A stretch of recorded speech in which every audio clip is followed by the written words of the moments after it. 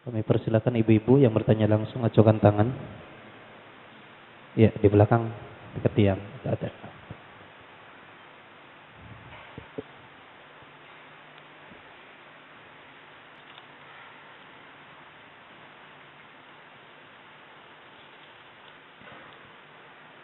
Bismillahirrahmanirrahim. Assalamualaikum Pak Kiai. Saya ingin menanyakan bagaimana caranya kita bersyukur kepada Allah atas rahmat dan karunia yang diberikan kepada kita selain sholat. Mungkin hanya itu. Assalamualaikum warahmatullahi wabarakatuh. Assalamualaikum warahmatullahi wabarakatuh. Ibu-ibu masih ada? Satu lagi. Cukup? Ya, terima kasih. Satu lagi? Cukup? Bismillahirrahmanirrahim.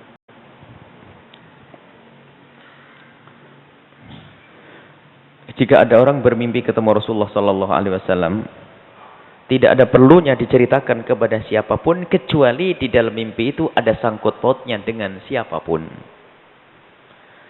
Kalau ada sangkut pautnya dengan siapapun baru boleh.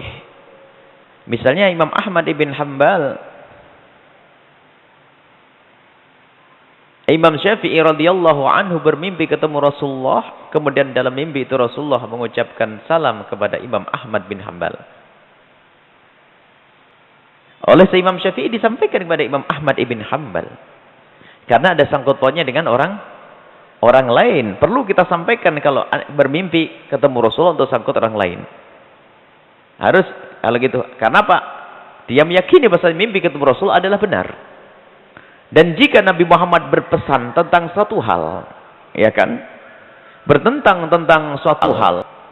Jika itu tidak bertentangan dengan syariat itu, perlu dijalani oleh Anda saja. Kalau Anda ingin menyampaikan kepada orang lain, jangan pakai mimpi itu, pakai syariat yang ada dong. Misalnya apa? Rasulullah bertemu, nemui Anda dalam mimpi Anda lalu berkata, "Wahai umatku, lakukanlah salat duha. Engkau akan mendapatkan keberkahan." Selesai. Dan siapapun yang melakukan salat duha akan mendapatkan keberkahan. Misalnya Rasulullah menemui Anda. Anda bangun, Anda melakukan salat duha, tapi bukan karena omongan Nabi dalam mimpi, tapi karena memang salat duha adalah sunnah. Dan Anda pun kalau ingin memberitahu kepada orang lain, beritahu kepada orang lain tentang salat duha sunnah, enggak usah atas dasar mimpi tadi.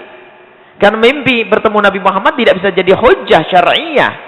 Sebab kalau itu jadi hujjah syariah, muncul Nabi baru nanti yang bisa berubah syariat Nabi SAW. Bahaya, tidak diperkenankan, tidak bisa merubah. Nah, kalau seandainya Nabi berpesan, "Wahai umatku, aku perhatikan ibadahmu sudah sangat baik. Tambahlah satu solat lagi wajib, selain daripada solat 5 waktu. Karena aku lihat engkau ini adalah..." Kaidah kalau ketemu Nabi Muhammad dalam mimpi benar, apakah Anda akan menambah satu salat lagi? Ya tidak mungkin karena bertentangan dengan syariat Nabi sallallahu alaihi wasallam. Lah tapi kok ngomong begitu Nabi Muhammad dalam mimpi? Baru perlu ditakwili nanti. Seperti orang menemukan Nabi Muhammad dalam keadaan pincang. Jangan dikatakan Nabi pincang, yang pincang kerinduanmu kepada Nabi sallallahu alaihi wasallam. Jadi itu. Jadi jangan sampai kalau ada pesan Nabi itu kalau bertentangan syariat tetap dilakukan. Tidak. Yang tidak bertentangan dengan syariat kita lakukan, tapi kita melakukan itu semua atas dasar syariat yang jelas, bukan mimpi ketemu Nabi itu, bukan atas dasar mimpi ketemu Nabi sallallahu alaihi wasallam. Kemudian kalau kita menanggapi tentang para uliya usholihin yang diceritakan tentang mimpi ketemu Rasulullah sallallahu alaihi wasallam, Anda tidak tahu bagaimana cerita itu nyampe kepada Anda. Para waliullah dahulu itu mimpi ketemu Rasulullah itu bukan gembar-gembar mimpi. Itu ada sangkutannya dengan orang lain, atau mungkin dalam catatan kecil, atau apa, bahkan sebagian nulis, "Ini ra'aitu fil manami tarikh kada wa sana kada." Setelah meninggal dunia baru dilihat oleh muridnya. Bukan masa hidupnya cerita, "Aku ketemu Rasulullah, aku ketemu Nabi Muhammad, aku ngobrol dengan Rasulullah." Tidak seperti itu. Kecuali ada salam seperti Imam Syafi'i radhiyallahu anhu. Maka kepada ulama terdahulu tetap husnudzon. Tapi yang dipermasalahkan oleh para para solihin yang sesungguhnya itu adalah dimasukinya penjahat-penjahat dalam dunia tasawuf. Jadi itu ya, tasawuf itu mulia, hebat tasawuf itu. Tapi banyak penjahat-penjahat di dalam dunia tasawuf, orang yang ngaku wali. Orang yang mengaku wali, orang yang mengaku punya kelebihan. Sampai dikatakan oleh para ulama bahasanya, kalau orang menjadi wali ini, termasuk Dr. Buti sendiri menuliskan, termasuk pensyarah hikam yang lainnya menjelaskan, kalau memang wali zaman sekarang ini, kalau wali itu seharusnya wali, tanpa itu jangan dianggap dia sebagai wali. Artinya apa? Ya orang baik begitu saja. Tapi untuk kau anggap derajat karamah yang dimuliakan oleh Allah, semestinya dia itu disebutkan tadallu bi ma'rifati ulumil Quran. Ilmu Al-Qur'annya ada, was sunnah hadis Nabi, wa nalu hadzan wafiran minal fikih, ngerti urusan fikih, bidini urusan agama. Ini harus ada. Bi ahkami syariat, tentang hukum-hukum syariah. Bodoh tidak akan. Jadi waliullah tidak akan bodoh. Enggak ada orang bodoh jadi waliullah. Tidak ada orang bodoh jadi waliullah. Harus tahu ini. Sebab kalau memang ada orang bodoh diangkat jadi waliullah, tentu Allah akan mengajarinya langsung. Tidak ada orang bodoh jadi waliullah. Kalau ada orang bodoh diangkat jadi wali, tentu Allah akan mengajarinya. Orang soleh ya mungkin. Orang ini. Jadi ini harus difahami makna-makna ini. Jadi orang bodoh, ada orang bodoh jadi wali. Tapi langsung diberi Allah. Diajari, namanya ladunni. Dia tidak pernah belajar tapi bisa keluar tafsir. Ada. Sayyid Ahmad bin Hasan At-Tars menceritakan beberapa orang yang karena kesalahannya, karena takut berbakti kepada orang tua, karena takut yang haram, tiba-tiba apa? Dia itu hanya menjadi seorang pembantu. Seorang perempuan ini dalam kisah. Seorang perempuan jadi pembantu. Ternyata kalau keluar itu kalimatnya ini ditulis oleh orang. Jadi penafsiran sebuah ayat-ayat Al-Quran yang luar biasa. Jadi keluar Allah beri, dia tidak belajar, tapi diajari oleh Allah Subhanahu Wa Taala. Omongannya benar, bukan ngenai kiai apa wali pakai gelang emas. Tidak ada wali-wali begitu, cowel-cowel sama perempuan karena makom saya beda. Ya makom iblis itu. Kalau makom wali paling takutnya kepada Allah Subhanahu Wa Taala. Kama annal anbiya ma'sumun fal auliya mahfudun. Para nabi maksum dijaga dari dosa, waliullah juga dijaga oleh Allah. Memang bisa berdosa, tapi cepat tobat. Tidak pernah berbangga dengan dosa. Ini saja kaidahnya. Wali syar'i. Kalau tidak syar'i, jangan dianggap wali. Kalau Anda mengingkari wali, yang dia melanggar syariat, Anda yang diangkat jadi wali. Misalnya ada waliullah benar-benar. Kok mabuk? Cowel-cowel bawa perempuan, lalu Anda katakan dusta, kau bukan wali. Anda tidak salah. Kalau dia wali yang sesungguhnya, diam-diam doakin Anda. Ini pembela syariat kekasihku Nabi Muhammad SAW. Ada wali mabuk, wali gak bener. Lah kok Anda keras, ini bukan wali, mabuk. Anda katakan begitu, Anda su'ul adab, bukan su'ul adab. Anda tegur dia, karena dia mabuk. Kalau memang dia wali yang sesungguhnya, diam-diam di dalam doanya dia mendoakan Anda. Ini pembela syariat kekasih Allah Nabi Muhammad SAW. Lah kok Anda tegur marah, pasti bukan wali itu, iblis itu. Kenapa? Wali akan selalu mengagungkan syariat Nabi SAW. Kenapa? Dunia tasawuf dirusak oleh penjahat-penjahat tasawuf ini. Ini yang pernah disampaikan oleh Habib Al-Jufri. Penjahat-penjahat tasawuf. Tasawuf itu bangunan pohon yang indah, tapi benalunya. Ngaku-ngaku dunia tasawuf, tapi apa? Nggak belajar, macam-macam gaya-gayaan, makom-makomannya. Makom-makom setan itu, makom-makom bisa begini, bisa begitu. Ada. Waliullah adalah mulia. Waliullah akhlaknya baik. Waliullah paling takutnya kepada Allah. Tidak ada hasad di dalam hatinya, tidak ada dendam dalam hatinya, tidak ada dengki, ya, masya Allah, sabar.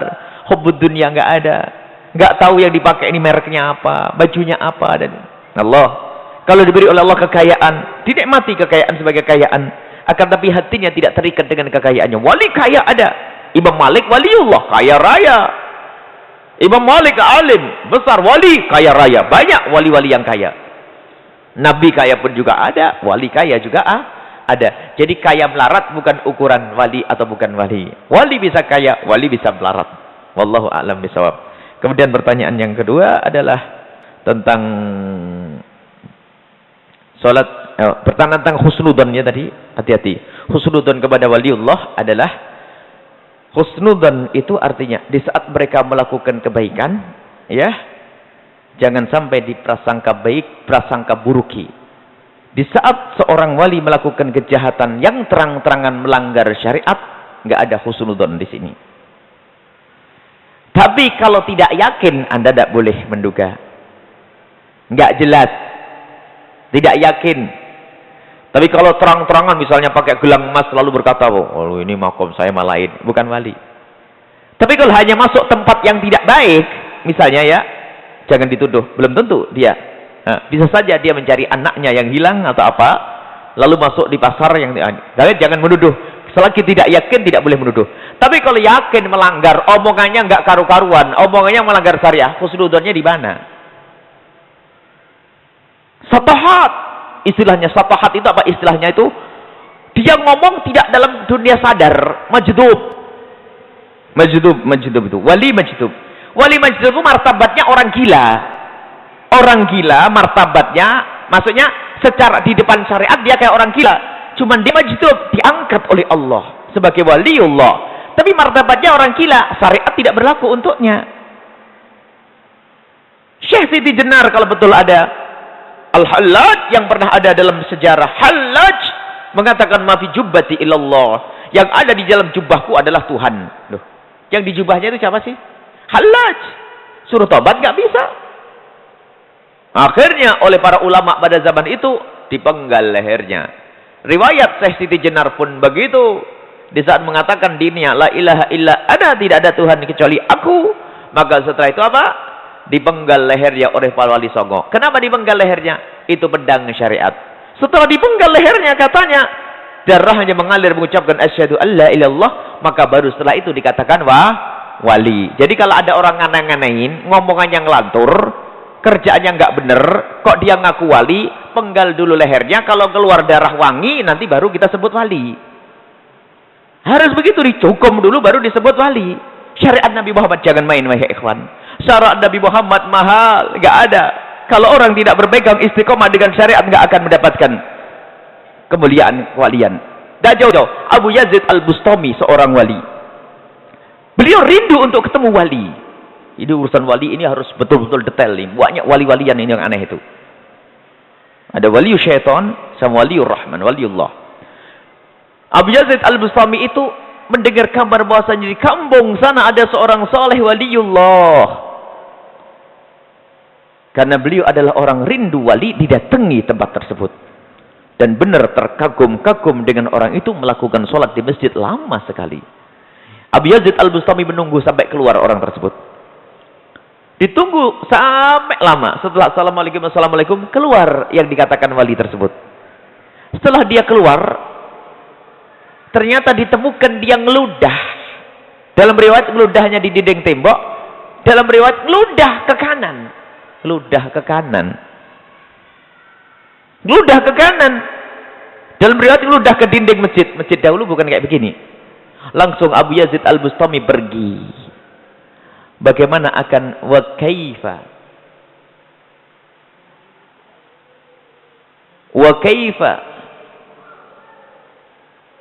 yu'tamanu bi sirrillahi ma lam yuhafid ala syara'iillah.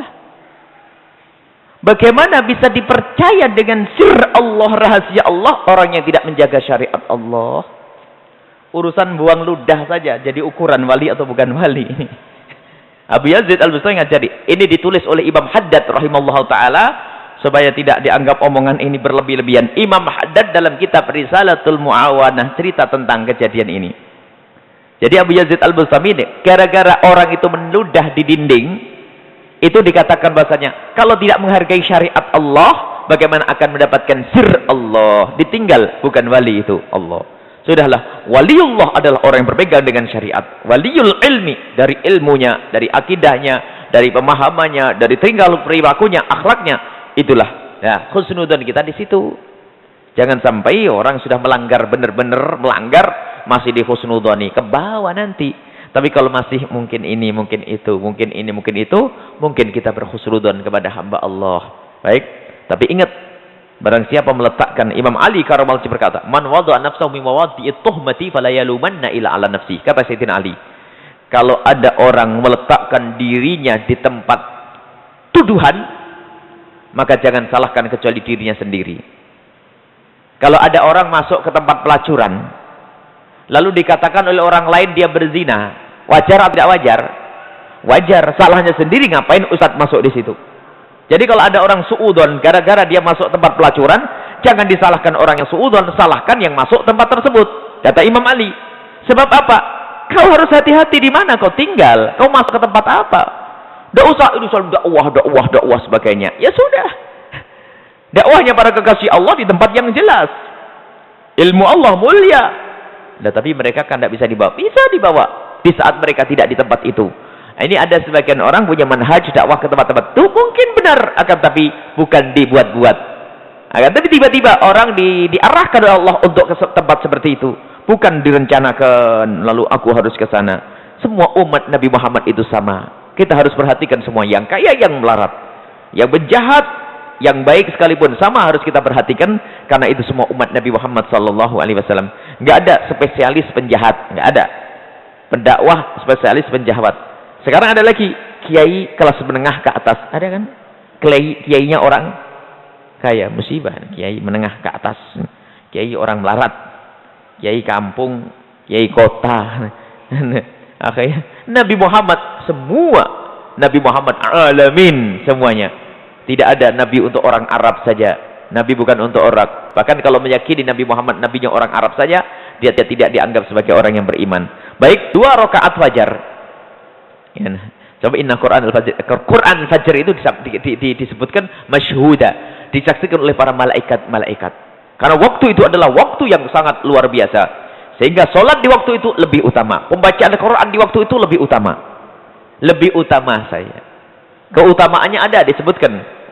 Kalau kita membaca, ingat bahasanya pengajian Ahad pagi kita membaca kitab Sahih Bukhari, masalah Quran Fajr, membaca Al-Quran di waktu Fajar, di dalam sholat Fajar, itu disaksikan oleh malaikat-malaikat. Itulah, jadi ada kemuliaan itu memang disabdakan oleh Nabi SAW, dan Allah juga memfirmankan dalam Al-Qurannya.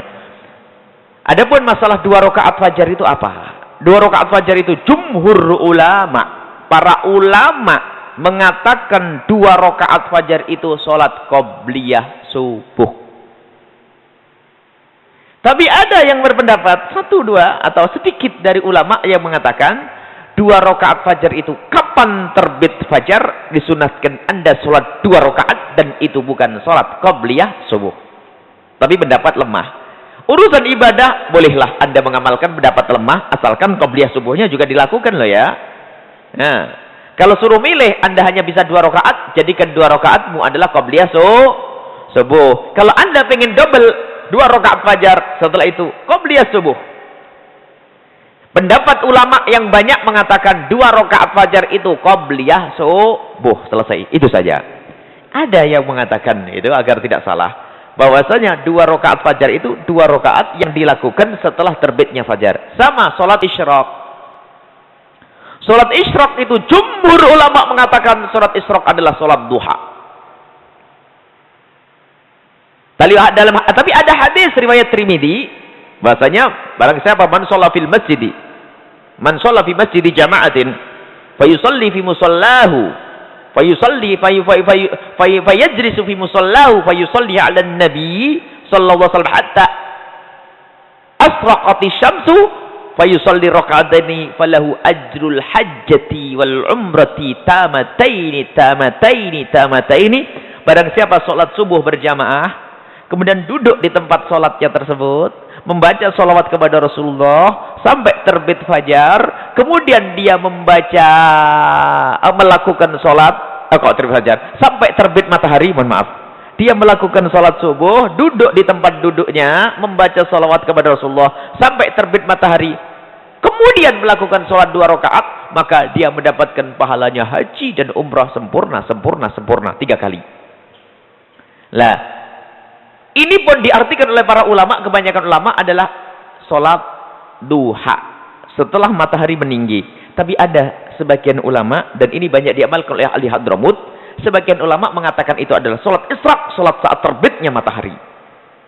Ini sholat khusus, sholat 2 rakaat waktu terbitnya matahari. Ini sesuai dengan hadis tersebut, takib fayusalli, langsung Terbit matahari langsung sholat 2 rakaat, tidak usah nunggu sampai tinggi, diperkirakan setinggi tombak. Jadi langsung melakukan sholat namanya isyraq. Nah ini juga dilakukan oleh sebagian ulama. Maka kalaupun anda bisa melakukan bukan sesuatu yang salah, karena anda hujjahnya dari Imam At-Tirmidzi rahimahullahu taala, dan hadis itu dikatakan hadis sahih, hadis yang benar dari Nabi sallallahu alaihi wasallam. Kemudian ibu yang bertanya tentang syukur. Syukur atas karunia Allah itu, ibu, bukan sekedar mengucapkan alhamdulillah. Alhamdulillah itu orang pelit juga bisa ngomong alhamdulillah, dapat duit. Alhamdulillah, dapat duit, bukan itu. Akan tapi syukur itu adalah dengan lidah juga. Dengan hati harus. Tapi dengan yang diberikan oleh Allah kepadamu, itu yang lebih penting. Dengan lidahmu mengucapkan alhamdulillah. Dengan hati kau besarkan karunia Allah. Dengan karunia tersebut kau gunakan untuk yang Allah ridhoi. Jadi lidahmu mengucapkan alhamdulillah. Dan hatimu mengagungkan ini karunia Allah. Ini pemberian dari Allah. Otak kecerdasanmu dari Allah. Hartamu dari Allah. Setelah itu, syukurlah dengan yang diberikan oleh Allah. Kalau itu harta, gunakan untuk sesuatu yang Allah ridhoi. Syukur alhamdulillahnya sehari 1000 kali tapi pelit. Dapat duit banyak, nggak syukur dia. Jadi syukur itu menggunakan apa yang Allah berikan kepadamu untuk yang Allah ridhoi. Untuk yang Allah ridhoi ini. Syukur menggunakan apa yang Allah. Matamu gunakan untuk melihat Al-Quran. Melihat ibundamu dengan kesejukan, melihat ayahandamu melihat suamimu dengan penghormatan, melihat istrimu dengan penuh kasih Allah. Tapi kalau sudah kita gunakan untuk lirik sana lirik situ, tidak syukur nikmat Allah. Hartamu, lihat, untuk apa? Hanya kau timbun saja, tidak syukur, akan kau tinggal dia. Dan kau tidak akan membawa apa-apa. Gunakan untuk kebaikan, itu masjid rusak, bangun tuh. Fakir miskin butuh bangun. Jadi mensyukur nikmat itu adalah menggunakan nikmat tersebut untuk yang Allah ridhoi. Selesai. Cara mensyukurinya sederhana ya, gampang, tapi susah jalaninya. Gampang, susah jalan. Apa yang Allah berikan kepadamu? Lah, untuk sampai kepada syukur harus ada tafakkur. Sebab orang tidak akan bisa bersyukur sesungguhnya kecuali orang itu telah menganggap nikmat itu agung. Dan orang tidak akan bisa menganggap nikmat itu agung kalau tidak pernah merenungi. Coba. Mata itu kayaknya nggak ada harganya kalau tidak kita renungi. Coba kalau ditawar, Bu, matamu saya beli 20 juta. Boleh nggak dicoplok? Nggak boleh. Ternyata setelah kita renungi, lihat. Air mata itu mahal, nggak tahu. Kalau seandainya dicabut air mata itu, ibu beli tetesan air mata untuk ngisi. Nggak tahu berapa itu, ulinya itu loh. Ini. Kalau tidak ada air matanya, bisa kedip Anda itu. Air mata tok itu loh. Ini air di mata ini mahalnya tidak tahu berapa ratus juta itu kira-kira. Sebab kalau tidak ada airnya itu juga, Allah, luar biasa. Telinga, mahal nih. Kalau dihitung nih berapa ini. Telinga, suara, Masya Allah. Lagi yang namanya lidah ini tidak tahu ada urat apanya. Kok bisa tahu ini manis, ini sate, ini bakso, ini macam. Wah, Masya Allah. Jadi mensyukuri nikmat Allah itu adalah dengan menggunakan apa yang Allah berikan kepada Anda. Termasuk, mohon maaf, suami. Mensyukuri nikmat Allah. Istri adalah muliakan istrimu. Hormati istrimu. Dekatkan kepada Allah istrimu. Kalau kau biarkan istrimu tidak dekat kepada Allah, kau tidak mensyukuri nikmat Allah. Akan dicabut nikmat itu. Di dunia engkau tidak akan mendapatkan kemuliaan istri. Di neraka. Wahai para suami pun demikian. Istri yang mau baik, nggak boleh. Ada seorang suami istrinya nggak mau baik, nggak boleh. Ngaji nggak boleh. Boleh ngaji tapi mau bedah diri. Sampai ada, kalau kau pakai kerudung aku cerai. Wah ini, ya kalau sudah begitu ya, ini suami ahli neraka kan. Mestinya menganjurkan yang mulia. Menganjurkan kebaikan. Tolong hubungan suami istri ini adalah sangat penting. Di situ ada syukur yang sangat khusus. Kalau sudah dicabut yang namanya suami atau istri oleh Allah Subhanahu wa taala, Anda tidak akan mendapatkan di dunia, tidak mendapatkan di akhirat. Maka nikmat yang diberikan Allah termasuk di antaranya apa? La in syakartum la azidannakum. Jika engkau mensyukuri nikmat Allah, akan Allah tambah. Apa yang Allah berikan kepada Anda?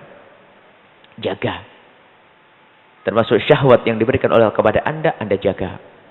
Jika Anda menjaga syahwat Anda, maka Allah akan tambah nikmat tersebut sehingga Anda bisa melampiaskan syahwat untuk yang halal. Tapi jika syahwat itu kok Anda umbar untuk yang haram, akan dicabut nikmat tersebut. Sehingga tidak rindu kepada yang halal. Dan di akhirat Anda tidak akan mendapatkan kemuliaan dengan syahwat Anda. Allah, semoga Allah menjadikan kita hamba-hamba yang bersyukur. Dan ternyata wa qalilun min ibadiyas syakuri. Sedikit hamba yang bisa bersyukur secara sesungguhnya. Diberi nikmat Allah banyak, tapi syukurnya Anda. Ini banyak pertanyaan tertulis.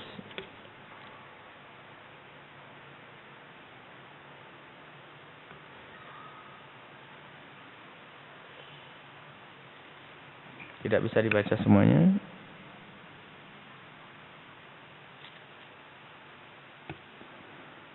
Bagaimana hukum bersedekah dengan harta yang haram, nggak dapat pahala? Lebih baik nggak usah sedekah dan nggak usah diambil yang haram. Sedekah dengan harta yang haram tidak dapat pahala. Kalau dapat pahala nanti ada orang rame-rame, yuk ngerampok besok bangun Al-Bahjah gitu nanti. Nggak ada pahala. Haram tidak membuahkan pahala. Haram membuatkan dosa. Dan orang yang bersedekah dengan yang haram dijamin tidak ikhlas. Karena apa? Mengambil yang haram dosa. Sedekah belum tentu mendapat pahala. Dosa menghadirkan neraka. Pahalanya belum tentu. Tapi kalau dia tidak mengambil yang haram, tidak dosa. Dan selagi tidak dosa, takut yang haram, pahala. Pasti pahalanya. Jadi kalau ada orang bersedekah dengan yang haram, itu dijamin tidak ikhlas. Dijamin tidak ikhlas. Karena apa? Dia tidak rindu kepada Allah. Memangnya mencuri atau mengambil yang haram itu tidak bikin Allah murka. Murka Allah tidak bisa ditutup dengan sedekahmu itu. Sebab yang namanya amal baik itu belum tentu diterima. Tapi kalau amal jelek, langsung diterima. Itu nggak ada ini. Amal jelekmu masih dipikir-pikir, nggak ada itu. Misalnya Anda amal jelek teman Anda, insya Allah amal jelekmu masih aku pertimbangkan, nggak ada. Amal jelek kurang ajar, kan begitu? Ini manusia dengan manusia. Kalau amal baiknya ini benar tidak masuk. Dengan Allah, kejelekan kita langsung dicatat oleh malaikat kejelekan. Tapi ke amal baik perlu syarat ikhlas. Tapi kalau jelek ada jelek nggak ikhlas? Nggak kebayang jelek nggak ikhlas. Niatnya bertahun-tahun sudah gimana nggak ikhlas. Merencanakan perzinaan mulai dari menyiapkan uangnya, pergi ke hotelnya. Wah gimana nggak ikhlas tuh. Super ikhlas. Maksiat. Melihat yang haram gimana? Makanya kalau yang nggak ikhlas nggak dosa. Ngelihat yang haram, contohnya, lihat yang pertama itu kan tidak diniati ya, nggak ikhlas. Astagfirullahaladzim, kan gitu. Tapi yang kedua tuh sangat ikhlas itu, makanya dosanya langsung diterima. Ngelihat yang kedua tuh nyari-nyari itu. Mana tadi? Itu langsung diterima dosa itu. Hati-hati ya, jangan sampai kita bersedekah dengan yang haram. Takutlah kepada Allah. Ada hamba yang sering tertipu. Dipikir keharamannya bisa tertutup dengan sedekah yang haram. Agar dihentikan, agar diterima oleh Allah, berhentilah dari yang haram, maka menghindar dari yang haram itu sendiri ada pahalanya dari Allah Subhanahu wa taala. Baik, sampai di sini saja. Semoga Allah mengampuni kami semua, kita semua diampuni oleh Allah dan diangkat menjadi kekasih-kekasih Allah, wali-waliullah. Dan jangan lupa Ahad depan pengajian acara tahunan Lembaga Pengembangan Dakwah Al-Bahjah di pesantren. Informasikan kepada sahabat, saudara, teman-teman agar bisa ikut menghadiri, menyaksikan acara tahunan tersebut. Dan juga jangan lupa kita masih ada majelis Ahad pagi, kemudian Sabtu pagi dan malam Ahad ya. Dan juga semua kita ada stasiun radio kita semua, stasiun ya kaum muslimin yang belum ya, kalau sudah hadiri majelis Al-Bahjah begini kok masih belum kenal 98,5 kayaknya keterlaluan ya. Kalau sudah ngaji berkali-kali ditanya channel radio dakwahnya Al-Bahjah itu berapa sih, kok nggak tahu, kayaknya ini kelewatan ya. Atau mungkin karena terlalu bebel sudah menghafal lupa ya. 98,5 perlu dites nih. Nah, karena apa? Anda mungkin tidak senang dengan radio, tapi ketahuilah tetangga Anda juga ada yang senang radio. Anda sampaikan kepada tetangga, Anda pahala. Dan memang yang tidak punya radio nggak usah beli radio. Yang nggak punya TV nggak usah beli TV hanya untuk nonton video, nggak usah. Karena kadang-kadang kalau sudah terlanjur beli TV, dengar pengajian ustadznya mah jarang, nonton yang lainnya yang banyak. Ini ya, itu saja. Tolong disampaikan kepada teman. Anda mungkin tidak butuh dengan radio, tapi Anda harus menghafal ini untuk disampaikan kepada tetangga Anda yang sering radio. Bahkan kami itu biasakan anak-anak. Kalau kita lewat di warung, kalau kita beli apa-apa, kok ada bunyinya radio. Mumpung saya beli, saya punya hak untuk ngatur kan, dikit-dikit minta, Pak bisa dirubah. Rubah gitu. 98,5. Pom bensin kok bunyinya dangdut dader sambil ngisi pom, no. Bisa dirubah enggak? Nah, terus saya panteng sini ya. Nah, apa? Itu dakwah. Sampaikan orang lain, jangan diremehkan. Kok dia kok dia berubah lalu dengar terus, berapa banyak pahala yang Anda dapat saat itu. Cuman permasalahannya kadang-kadang kita itu nggak punya semangat dakwah. Informasikan. Kalau perlu SMS setiap hari daripada SMS nggak karu-karuan, SMS jangan lupa 98,5 FM. Nah, kan begitu. Nah, ini saja. Semoga Allah menjadikan kita juru-juru dakwah yang sesungguhnya. Bismillahirrahmanirrahim. Alhamdulillahirabbil alamin. Allahumma shalli ala sayyidina Muhammad wa ala sayyidina Muhammad. Allahumma arhamna wa la tu'adzibna wansurna wa la takhdhulna wa'afina wa la tumritna wa akrimna wa la tuhinna wa athirna wa la tuhtin alaina innaka ala kulli syai'in qadir. Allahumma ya Allah, muliakan kami ya Allah dengan istiqamah. Ya Allah, angkat kami menjadi kekasih-kekasih-Mu yang tersembunyi ya Allah, agar tidak jadi fitnah untuk diri kami ya Allah, dan agar tidak menjadi fitnah untuk anak keturunan kami ya Allah. Muliakan kami di dunia dengan ilmu, dan muliakan kami dengan amal soleh. Muliakan kami dengan akhlak yang mulia di dunia. Muliakan kami Allah dengan rezeki yang halal. Muliakan kami dengan anak-anak yang soleh. Muliakan kami dengan teman-teman yang baik. Muliakan kami ya Allah kelak di barzah dengan amal-amal soleh kami. Dan muliakan kami di padang mahsyar dengan bendera kekasih-Mu Nabi Muhammad. Muliakan kami kelak di surga bersama kekasih-Mu Nabi Muhammad. Ya Allah, ya Allah, ya Allah, berikan kepada kami karamah dari-Mu. Karamah yang sesungguhnya ya Allah. Karamah yang sesungguhnya, yaitu kemuliaan di hadapan-Mu ya Allah. Ya Allah, muliakan kami di dunia dan muliakan kami di akhirat. Ya Allah, Engkau Maha tahu tentang kami ya Allah. Ya Allah, rindukan kami untuk menjalankan syariat kekasih-Mu Nabi Muhammad, dan jangan sampai kami menjadi orang yang merendahkan syariat kekasih-Mu Nabi Muhammad.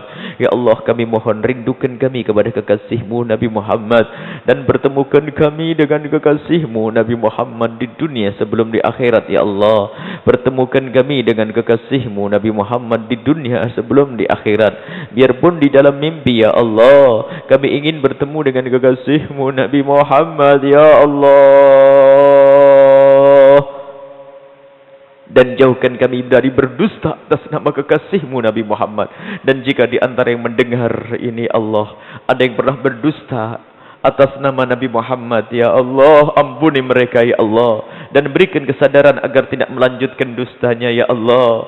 Ya Allah, jangan sampai kami tidak pernah ketemu Nabi, ngaku ketemu Nabi, dan jadikan kami bertemu Nabi secara sesungguhnya ya Allah. Ya Allah, jauhkan kami dari fitnah ya Allah di dunia ini Allah, dan fitnah di alam barzah, dan fitnah di akhirat nanti. Ya Allah, mudahkan segala urusan kami, lapangkan rezeki kami, jadikan kami adalah hamba-hamba ya Allah yang semakin hari semakin dekat kepadamu ya Allah. Ya Allah, ya Allah, hajat kami sangat banyak, kami mohon kabulkan hajat kami ya Allah, kabulkan hajat kami. Engkau lebih tahu tentang hajat kami yang kami tidak bisa sebut satu persatu ya Allah. Ada di antara kami ya Allah punya sifat dendam ya Allah, maka kami mohon bersihkan hati kami dan jadikanlah menjadi sifat pemaaf. Ada di antara kami yang mendengki, mudah mendengki kepada sesama kami, maka bersihkan kedengkian itu ya Allah. Gantikanlah dengan kecintaan ya Allah. Ya Allah, ya Allah, jauhkan kami dari sombong ya Allah. Jauhkan kami dari kesombongan ya Allah. Sombong karena ilmu yang Kau berikan, sombong karena harta yang Kau berikan, sombong karena kecantikan yang Kau berikan, sombong ya Allah karena sesuatu yang telah Kau berikan kepada kami, padahal semua dari-Mu, akan tapi kami sombong. Maka kami mohon jauhkan kami dari kesombongan ini ya Allah. Gantilah dengan ketawadhuan ya Allah, ketawadhuan ya Allah. Ya Allah, hanya Engkau yang Maha besar ya Allah. Kami semuanya kecil di hadapan-Mu. Maka kami mohon ya Allah, jaga hati kami dari segala macam penyakitnya. Hajat kami banyak. Di antara kami ada yang ingin mendapatkan rezeki yang halal ya Allah. Mudahkan mereka mendapatkan rezeki yang halal. Dan jadikan mereka ahli syukur dengan rezekinya ya Allah. Syukur atas nikmat yang Kau karuniakan kepadanya. Ya Allah, ada di antara kami yang masih mempunyai pekerjaan haram, ada ribanya, ada haramnya ya Allah, tapi mereka hadir ke tempat ini karena ingin mulia. Maka kami mohon gantilah dengan pekerjaan yang halal, yang bersih ya Allah, halal ya Allah, yang penuh berkah, yang menjadikan sebab keridhaan-Mu ya Allah. Ya Allah, ada di antara kami yang ingin menikah ya Allah. Jaga kehormatan mereka, kemuliaan mereka hingga saat menikah, dan berikan kepada mereka pasangan ya Allah. Berikan kepada mereka suami, orang-orang pasangan suami atau istri, orang-orang yang Kau muliakan, yang menjadikan sebab mereka mulia di dunia dan di akhirat ya Allah. Ya Allah, hajat kami banyak. Di antara hajat kami adalah kami punya dosa banyak. Ampuni dosa kami. Jangan Kau sisakan sedikit pun dari dosa-dosa kini. Engkau Maha tahu, lebih tahu dari kami ya Allah tentang dosa kami. Maka Engkau ya Allah yang mengampuni kami. Ampuni kami ya Allah. Siapa lagi yang mengampuni jika bukan Engkau ya Allah. Ya Allah, sungguh dosa kami sangat banyak. Jika kami melihat dosa kami yang banyak, sungguh kami tidak pantas menghadap-Mu ya Allah. Akan tapi setelah kami tahu kebesaran pengampunan-Mu, agungnya pengampunan-Mu, maka kami menghadap-Mu. Ampuni kami, ampuni guru-guru kami, ampuni orang tua kami. Berikan kasih sayang-Mu kepada mereka ya Allah. Kasih sayang-Mu kepada orang tua kami ya Allah. Muliakan mereka di dunia dan muliakan di akhirat. Berikan kasih sayang-Mu kepada mereka seperti mereka memberikan kasih sayang mereka untuk kami ya Allah. Hajat kami sangat banyak yang kami tidak bisa sebut satu persatu ya Allah. Wujudkan keindahan dalam rumah tangga kami ya Allah. Ya Allah, ada di antara mereka yang datang ke tempat ini karena rumah tangga mereka kurang indah, maka jadikan rumah tangga mereka semakin indah, penuh kasih, cinta, saling menghargai, menghormati, dan jadikan rumah tangga mereka rumah tangga surga di dunia yang penuh dengan penegakan terhadap syariat kasih-Mu Nabi Muhammad. Ya Allah, panjangkan umur. Berikan kepada kami anak yang soleh solehah, anak yang soleh solehah, yang bakal dibanggakan oleh kekasih-Mu Nabi Muhammad. Dan kami mohon panjangkan umur kami semua dalam ketaatan serta sehat walafiat. Panjangkan umur kami semua ya Allah dalam ketaatan serta sehat walafiat. Dan ya Allah, yang ada di kiri kanan masjid ini ya Allah, jadikan mereka hamba-hamba yang Kau cintai ya Allah. Jika ada di antara mereka orang yang jarang solat, jadikan ahli solat. Ampuni mereka ya Allah. Jika ada di antara mereka orang yang belum rindu masjid ya Allah, rindukan ke masjid. Sungguh kami tidak rela jika ada satu orang pun di kiri kanan masjid ini yang jauh dari-Mu ya Allah. Angkat mereka ya Allah, dekatkan mereka ya Allah. Ambil mereka dengan kasih sayang-Mu ya Allah, dan jadikan mereka kekasih-Mu ya Allah. Muliakan mereka. Sungguh kami tidak rela jika ada satu pun dari mereka yang masuk neraka-Mu ya Allah. Siapapun yang ada di tempat ini yang mendengar suara ini ya Allah, yang mendengar suara ini ya Allah, baik ya Allah, yang mendengar suara ini ya Allah, rindukan kepada-Mu. Ampuni mereka ya Allah, ampuni mereka, mudahkan segala urusan mereka ya Allah. Ya Allah, dan berikan kepada kami dan mereka semua husnul khatimah, mati dalam keadaan iman. Dan kami mohon ya Allah, suatu saat nanti ya Allah, saat itu ya Allah, saat Kau cabut nyawa kami, kami mohon ya Allah, saat itu ya Allah, jadikan hati dan lidah kami mampu mengucapkan kalimat agung dan mulia, la ilaha illallah Muhammadur Rasulullah. La ilaha illallah Muhammadur Rasulullah. La ilaha illallah Muhammadur Rasulullah sallallahu alaihi wasallam. Rabbana atina fid dunya hasanah wa fil akhirati hasanah wa qina adzabannar. Wa sallallahu ala sayyidina Muhammadin wa ala alihi washabbihi wasallam walhamdulillahi rabbil alamin. Al-Fatihah.